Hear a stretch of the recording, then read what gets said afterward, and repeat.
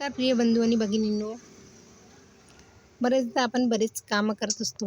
आपण कष्ट घेत असतो. आपल्याला वाटत असते की आपले कुटुंब सुखी राहिले पाहिजे.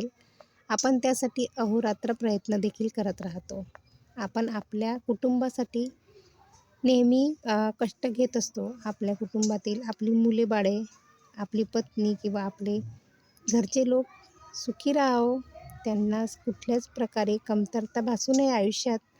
आणि त्यासाठी आपण सतत प्रयत्न करत असतो आणि त्याच्यासाठी आपल्या मुलांच्या शिक्षणासाठी, आपल्या मुलांना चांगल्या प्रकारे ठेवण्यासाठी किंवा आपल्या कुटुंबातील लोकांची काळजी करण्यासाठी आपण सतत प्रयत्न करत असतो. त्यासाठी आपण नेहमी कष्ट घेत असतो. आपण स्वतःचा देखील कधीच विचार करत नसतो.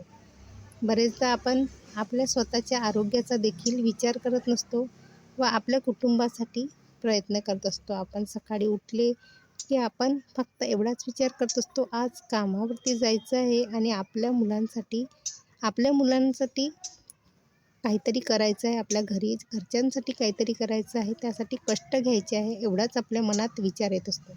परंतु आपण स्वतःच्या आरोग्याची कधीही काळजी घेत नसतो. आपण नेहमी इतरांसाठी म्हणजे आपल्या कुटुंबासाठी, आपल्या समाजासाठी प्रयत्न करत असतो.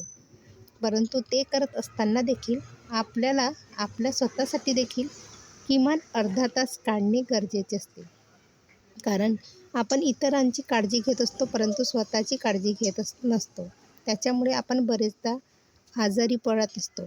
त्यामुळे आपला खूप सारा वेळ हा वाया जात असतो. त्यामुळे तुम्ही स्वतःसाठी निदान अर्धा तास काढा आणि अर्धा तास काढून स्वतःसाठी योगा, प्राणायाम किंवा काही व्यायाम करा.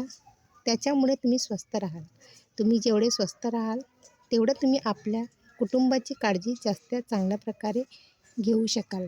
कारण आपल्या कुटुंबाची काळजी घेणे हे जसे आपल्या हातात असते, त्याचप्रकारे आपली स्वतःची काळजी घेणे देखील गरजेचे असते.